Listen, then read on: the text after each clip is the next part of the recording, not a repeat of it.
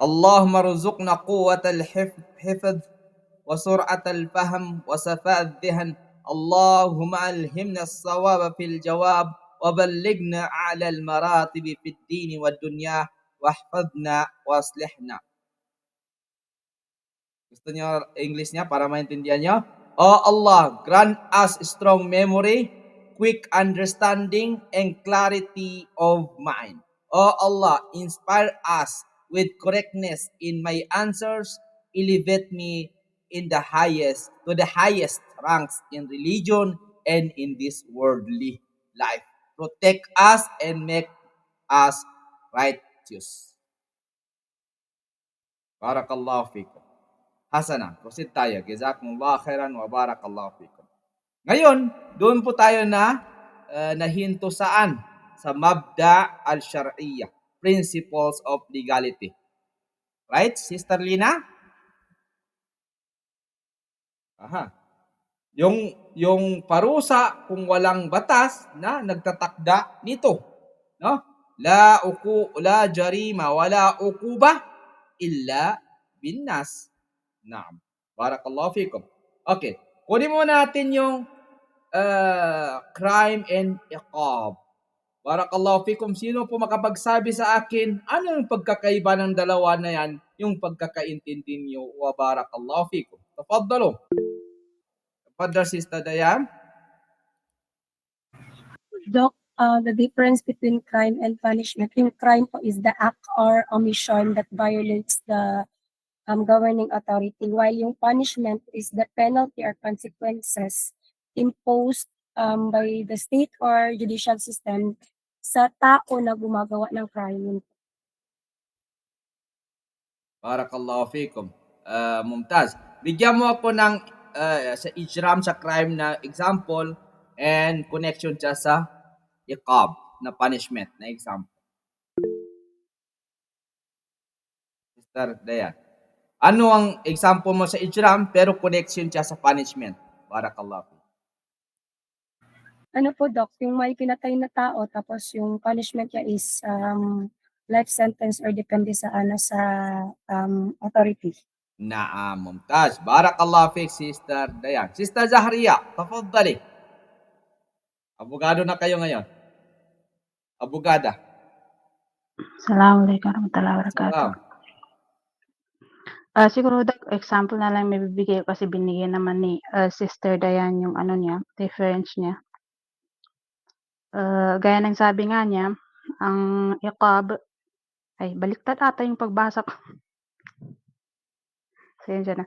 Ang izram po daw yung krimen or kasalanan sa pagsuway sa ano din daw, pagsuway sa batas ng Allah Subhanahu wa Ta'ala.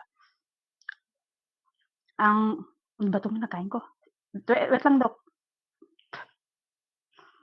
Ang iqab naman po daw kasi is yung penalty, kaparusahan sa ginawa. Sa di ko kapares. Consequence po nung ginawa nung tao. Example po, talamak po sa ay hindi ka. Pero ang alam ko lang po kasi, Doc, is yung zina. Kahit ang zina po daw kasi pag dito sa Saudi, pag naano nila, natsyempohan nila or may ebidensya po sila na gumawa po yun ng zina, alatol po talaga papato po nila yung kaparusahan at saka yung pagnanako din po. Pag nagnako po yung isang tao, talagang puputulan nila ng kamay. Wala siyang pakialam kung anong nationality nito o mayaman o mahirap. Basta kung anong batas nila yun pong sinusunod. Opo. Ang crime ay pagnanakaw. Tapos yung ukuba, punishment sa Sharia ay putol kamay.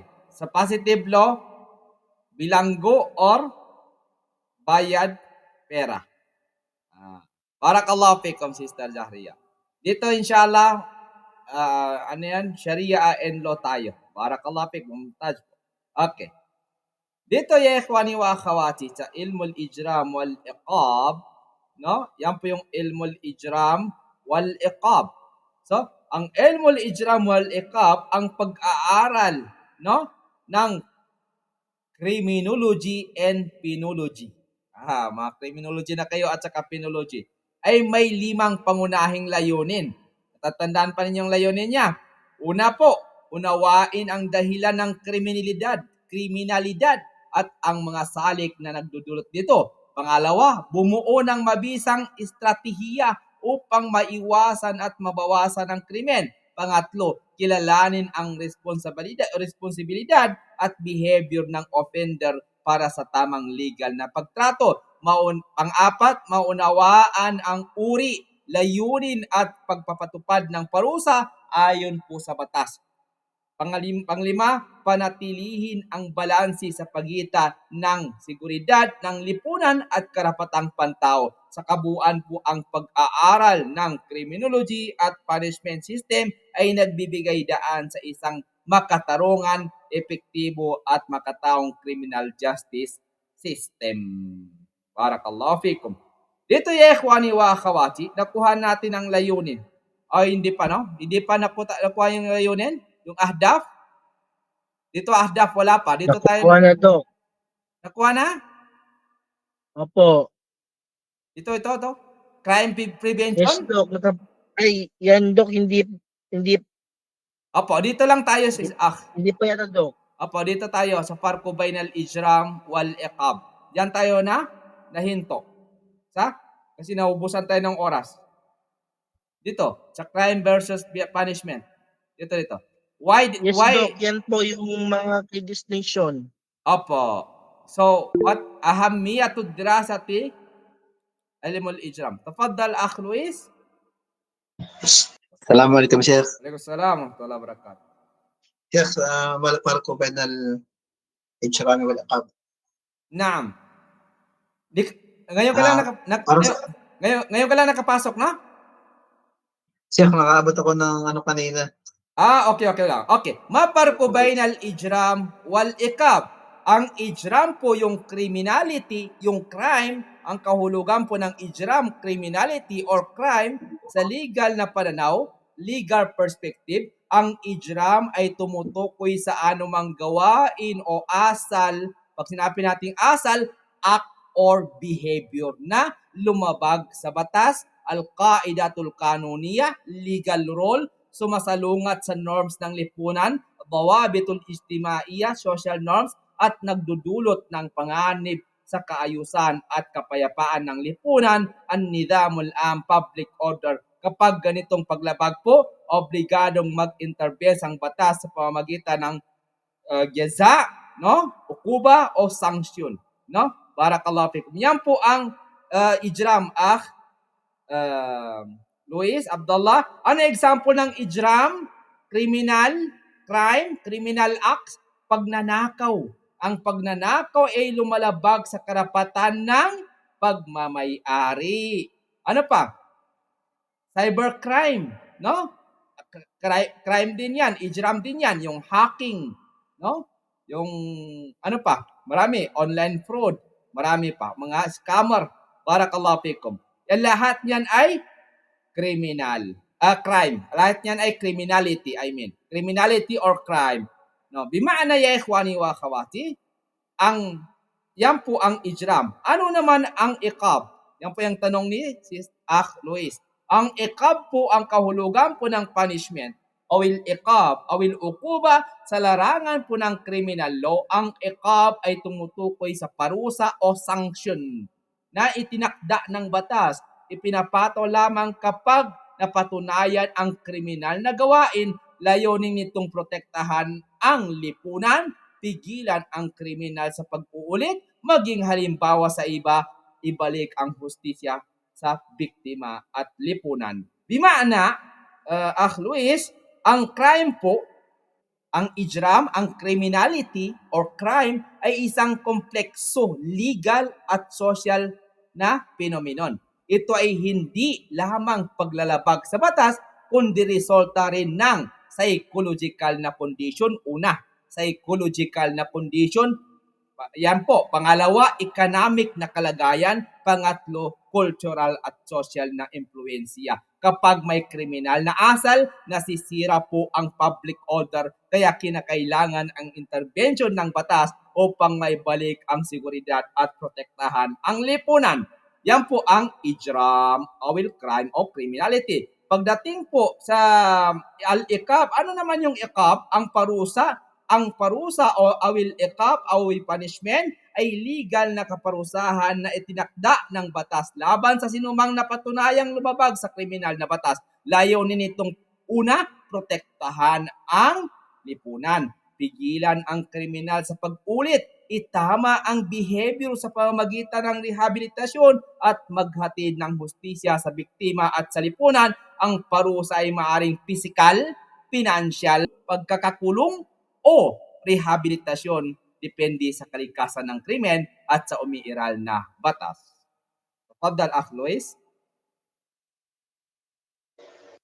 Naam, Sheikh.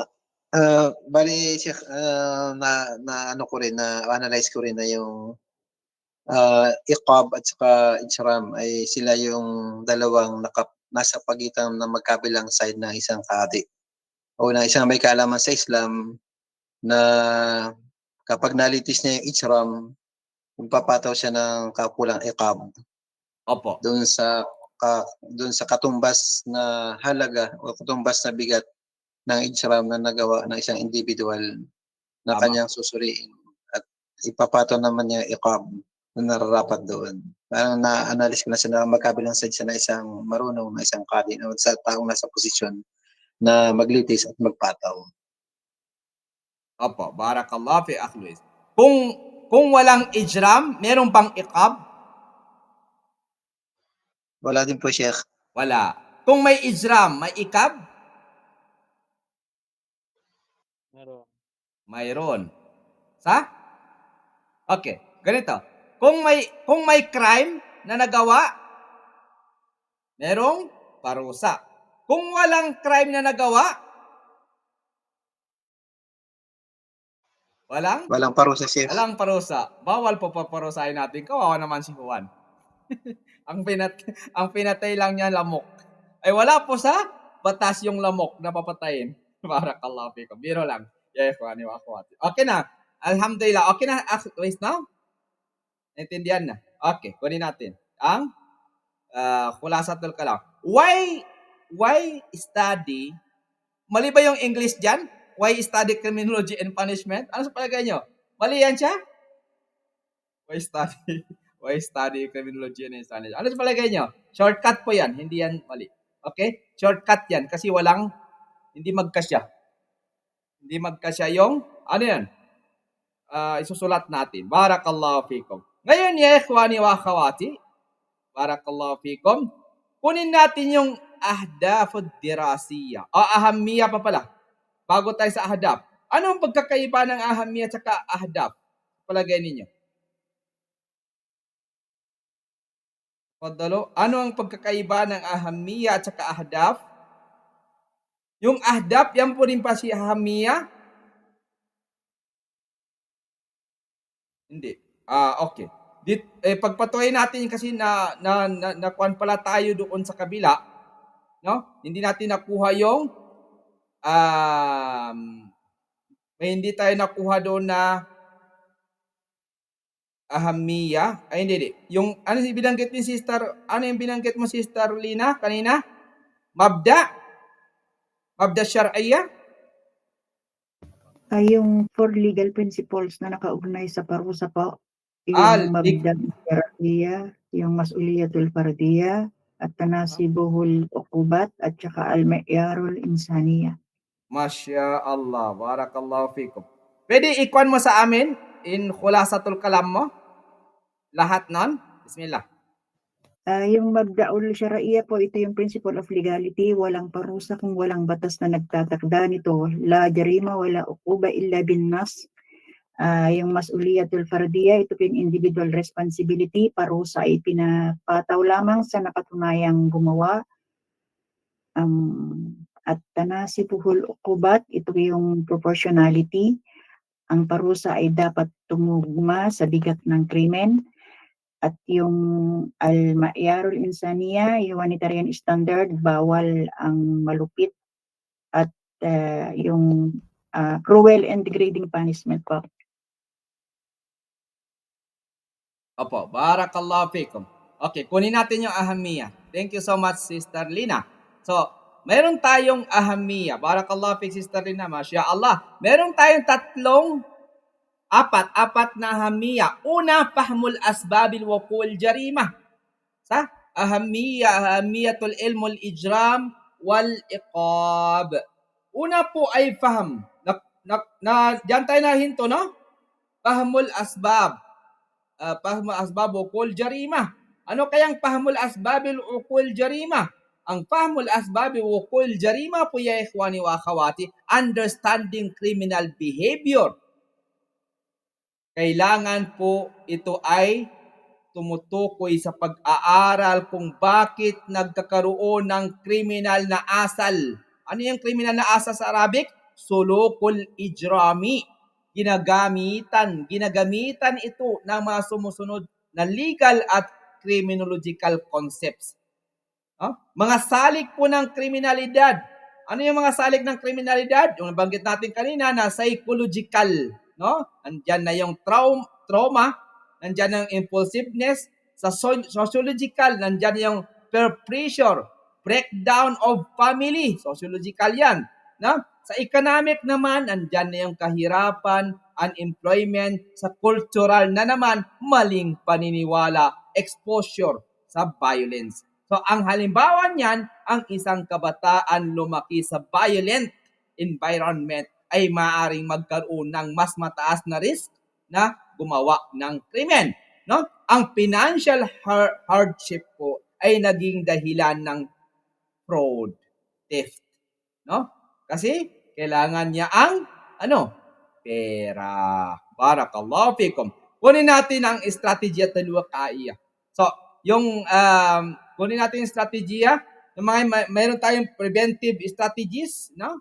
Alwika, pagtaas ng police visibility, anti-drug education, poverty reduction programs, no?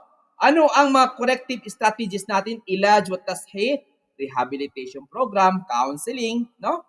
Counseling, nandyan na yung sample natin, mandatory drug rehabilitation para sa drug users, no? At saka may community policing para sa mabawasan ang mga street crimes. So ano naman yung tahlilu shakhsiyatul mujrim sa criminology po, no? Yung pagsusuri ng personalidad sa ng kriminal, kailangan po mamasuri natin kung ano ang meron diyan sa kriminal na yan. So dito ya ikhwani wa akhawati, tahlilu shakhsiyatul mujrim sa criminology po, mahalagang maunawaan ang profiling, tanmit, al-ijrami, psychological traits, behavior patterns. Nandito naman si patterns. Ang patterns dito hindi po wazan, no? Behavioral patterns, risk level, no? Yan ay lahat niyan ay tanmit, al-ijrami, profiling, no? Pangalawa, criminal typologies, anmatul mujrim, impulsive offenders, organized offenders, habitual offenders. Halimbawa niyan sa case analysis ng serial offender, ginagamit ang behavioral patterns upang huliin ang suspect. Barakallahu fikum. So dito, may maaari pa tabiatul kukuba tayo. Yung pag-alam sa uri ng layunin ng parusa. No? Ang criminal law ay may iba't ibang klase ng sanction. Ano yung sanction niya? Type of punishment? Paddalo. Nakuha natin yung type of punishment natin? Ano yung type of punishment natin ya ikhwani wa akhawati? Type of punishment. Padar Walid? Doc, yun po ba yung fines? Fines. Ano pa? Labor? Opo, labor po. Yung magpapatas ng labor, hard labor. Ano pa? Rehabilitation. Para kulong po. Kulong. Opo. Kung siya ay mabigat na yung kasalanan niya. Barakallahu fikum. Yan ang mga types ng ano? Types ng punishment. Una ay physical, no? Corporal, financial, yung fines, deprivation of liberty, imprisonment yan, rehabilitation, correctional. So ano ang objectives of punishment? So meron tayong objective of punishment. Objective of punishment, nandyan yung jaza, kabayaran sa ginawa. Arrada, no? Arrada, ano yung arrada? Ay pigilan ang pag-uulit. Arrada, pigilan ang pag-uulit. Hadap, ta'rif, hadap, and jihad muayyana. Ito natin sa hadap. Okay. Ano yung islah, rehabilitation? Baguhin ang asal niya. Himayatul mujtama, no? Protection, panatilihin ang kaayusan. So, panatilihin po ang kaayusan. Paano?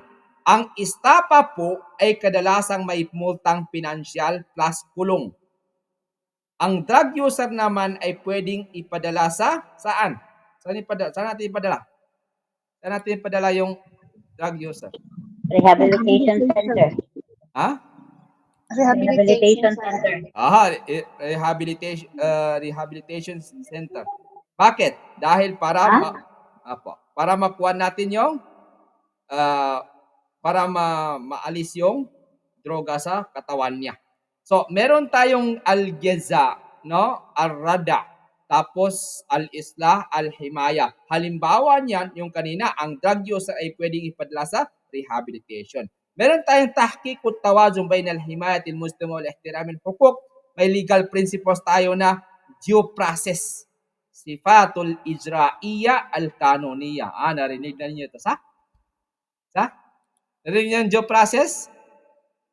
Narinig, sino nakarinig ng due process?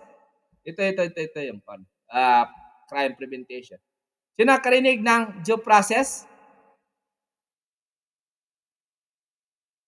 Ano yung due May process? tamang pamamaraan po. Tamang pamamaraan, step by step. Tamang pamamaraan saan?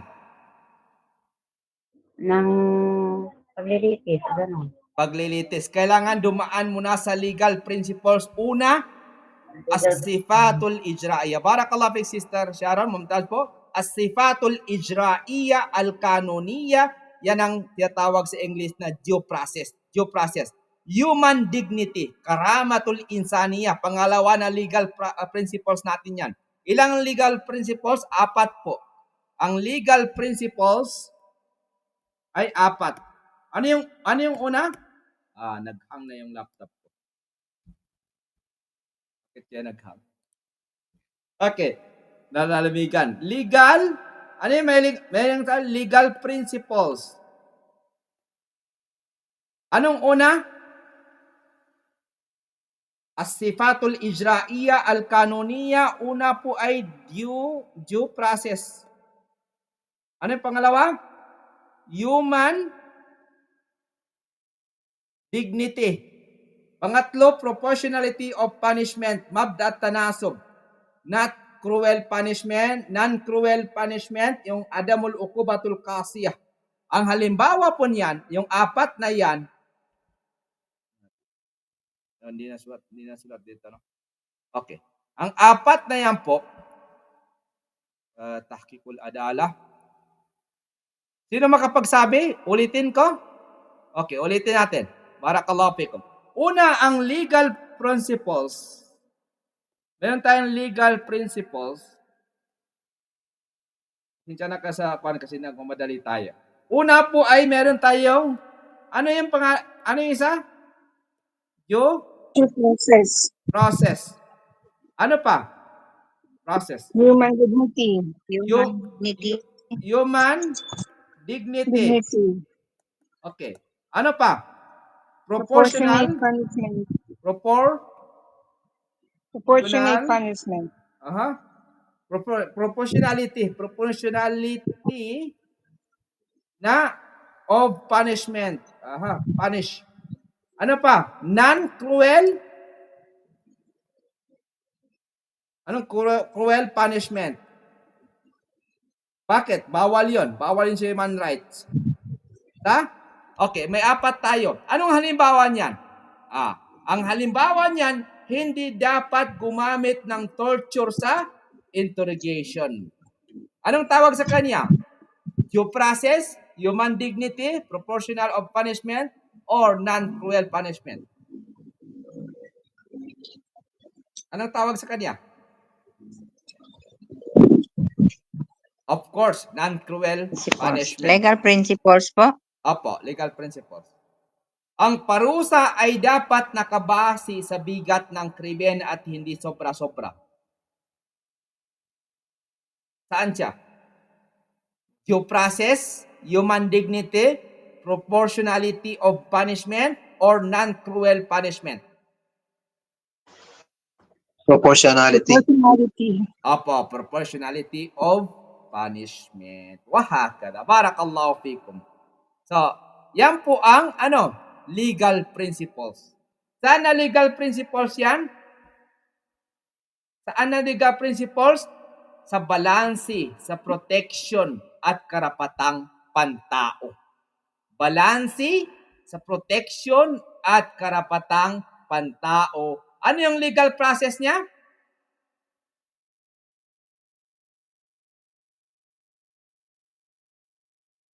Hello. Tahqiqut tawazun. Human dignity. Ahad. Human dignity. Okay, ano pa? Ano pa? Human dignity. Ano pa isa?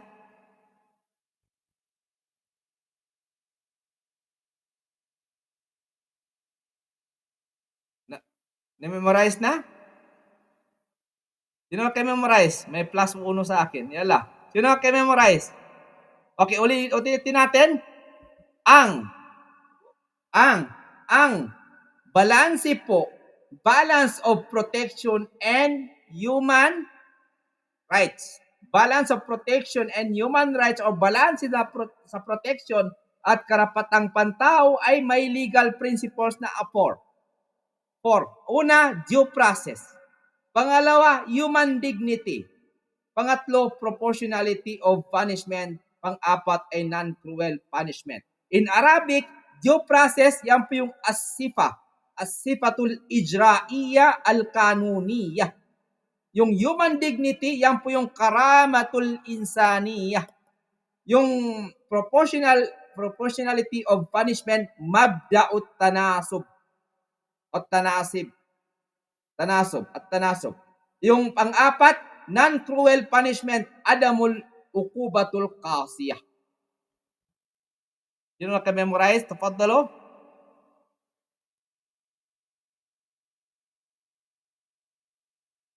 Ulitin nyo. Barakallahu fikum. Bismillah.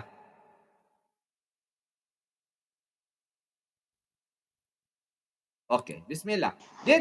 Naam.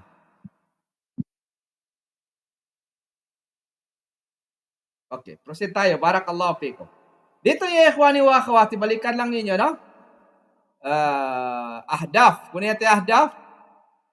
Dito yung ikhwani wa akhawati. Fahmut tabiatul jarimatu kadhahiratul ijtimaiyah.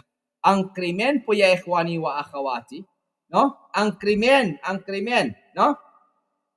Ang krimen ahmiya. Ang krimen ay hindi lamang individual act. Bakit nasabi natin na hindi lamang individual act siya? Ang krimen. Okay. Dahil po ito ay produktong panlipunan, social product. Sa criminology po, tinuturo na maraming salik ang nakaapekto sa paglitaw ng kriminalidad. Ano yung mga salik niya? Una, bigay kayo isa. Una, yung poverty. Broken families. Social disorganization.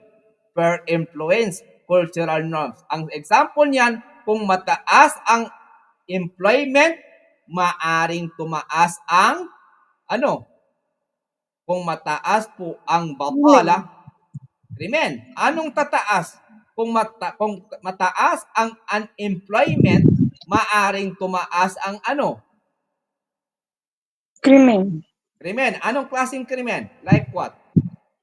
Theft. Robbery. Theft at saka robbery. Barakallahu fik. Ano pa? Hold up to. Huwag kang kikilos. Corruption. Droga. Oh, that pwede rin na-lead to murder, di ba, Doc? Ano pa? It can lead to murder. Opo, murder. Kasi pag hindi siya ibibigay yung pera, charge. So murder na. Yun lang. Opo, wala na. Mahirap na yun. No? Allah mustan. So, inshallah, magtatbik tayo Doc, ng mga nangyari. Tafaddal. Doc, is Yes, yes. drug part of agreement? Ha? Is drug addiction part of the agreement or no? Di ko magets. Sister. Sabi ko po, yung drugs ba is part of the agreement o no? Of course. Crime. Bakit crime? Yes? Bakit? Bakit crime? Kasi due to drugs, nakakagawa sila ng agreement. Aha. Ano yung question ko doon sa kwan? Ano yung question ko doon sa page? Sino nakakita? Ano yung question ko doon sa page? Breaking the law. Aha, okay. Breaking the law, is that a crime? Is a criminal? Like a crime? Yes. Aha. Yes Criminal. po. Okay, opo. Kung meron kang drug, no, si letter D na lang. Kung meron kang drug, is that a crime? Yes. Why? Yes. Why? You're Because breaking the law. you broke the Law. law. Aha. You broke the law. So, opo. Crime siya. Kahit hindi mo siya ibinenta, anong gagawin mo doon? Nandyan na papasok na yung psychological dyan. Sister Laila? Anong gagawin mo doon? Itabi mo lang? Hindi pwede yun. Okay, barakallahu fikum. Okay. Una po, kunin natin yung himaya al-mujtama. Ano yung himayatul mujtama? Paano po natin protektahan yung komunidad natin? Paano natin protektahan ang komunidad? Paano? Tafaddalo. Paano natin? By abiding the law. Abiding the law. Yun lang? Another pa. Paano natin maprotektahan? To have employment. Employment. Kaso maraming Proper walang education. Proper education, Doc. Isa din yung proper education. Opo, proper education. Kailangan natin ng proper education. Opo. Dito ikhwani wa akhawati, isa sa mga pinakamuhim, no? Importance po na isang important po na paano maprotektahan ang mujtama at saka ipapatupad ang adala. Mahirap po ipatupad ang adala. Ano yung adala? Justice. So una po, pag-unawa sa krimen bilang social phenomenon. No? Napagkuhan natin. Pangalawa, pagsusuri sa criminal reality at social problems nila. Ang tahlilul waqi al-jinai, ang estudyante ay tinuturuan kung paano, ang estudyante, tayong lahat. Ako, estudyante rin ako. Mamaya may exam ako. So ano ang tinuturo sa atin? Kayo po ay student of Rights and wrong. right and wrong. Yun lang? Okay. Dahil po kayo ay estudyante ng crime and punishment. Ano ang itinuturo sa inyo? Tinuturoan po kayo kung paano magsuri ng crime statistic. Aha. Una, crime statistic. Crime. Ihsa'atul jinaiya. Pangalawa, tukuyin ang crime hotspots. Yan po ang ginagawa ng mga estudyante ng mga crime, no? At saka punishment. Ano pa? Pangatlo, kilalanin ang mga problemang nagdudulot ng kriminalidad. Mithlo ta'atil mukhadaratil unfil usari. Okay. Ano example niyan? Kung tumaas ang cybercrime, ano ang gagawin niyo bilang estudyante ng crime? Kung tumaas ang cybercrime, ano ang sinusuri ninyo? Tafaddal, Sister Laila. Alamin po yung dahilan. Okay, Sister Yung Sister Halian muna. Okay, Sister Laila. Sister Jack muna. Sister Halian, ano yan? Alamin po yung dahilan, yung mga root, yung mga cause ng mga agreement. Opo, alamin ang dahilan. Ano yung root niya? Ano nangyari? Barakallah fi Sister Halian. Sister Laila? Yung una pong sasariin natin, Doc, is the implementation and rules and regulation regarding sa teknolohiya. Kasi cyber siya, di ba? Opo. So, titingnan natin kung yung mga consequences kapag may in-implement tayo ng mga technology, let's say for example sa mga, meron kasi yan eh, let's say for example dito sa Pinas, meron tayong tinatawag na DICT or yung organization ng mga technology company, tech company. So, before implementing any technology, make it sure na meron tayong batas na kumbaga nagso-support and kuma-counter no sa mga pag-usbong or paglago or pag-develop ng technology. Kasi there's always positive and negative side in every pagbabago. May it be in society, may it be in family, may it be in economy, and as well as in technology.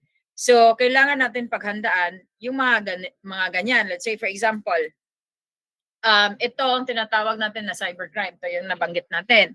So, yung cybercrime, okay. Ang goal natin is mapadali yung trabaho natin, mapadali yung transaction natin, makalesen tayo sa mga costs.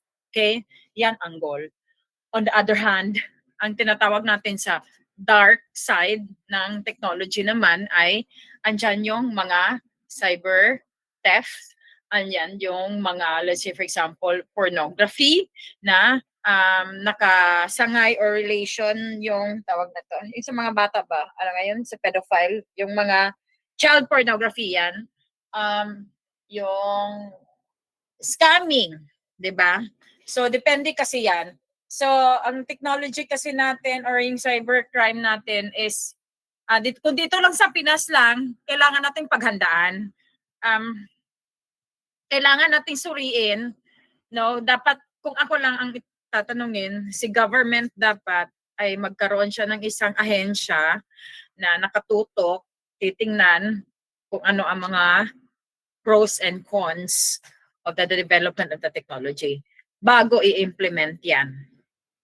Kasi pwedeng pagsimulan yan ng gulo or another crime. Yan po. Opo, barakallah fi Sister Laila. Bima'ana, no?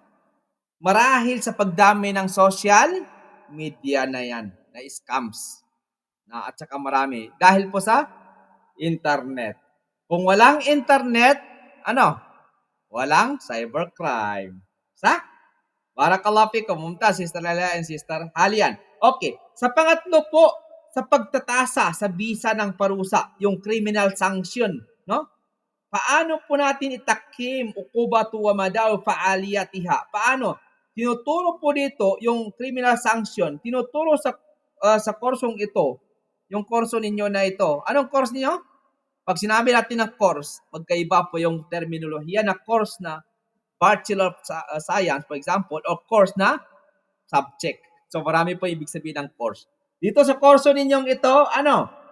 Sa kurso ninyong Criminology and Punishment, tinuturo po sa inyo ang ano? Una, general deterrence, no? Radal am. Tapos, specific deterrence, radal khas. Pangatlo, rehabilitation, yung islah. At saka pang-apat, yung incapacitation, azal. Ano ang example natin sa legal dyan? Kung ang mahabang kulong ay hindi bumabawas sa drug crimes, maaring mas epektibo ang rehabilitation. Tama po ba?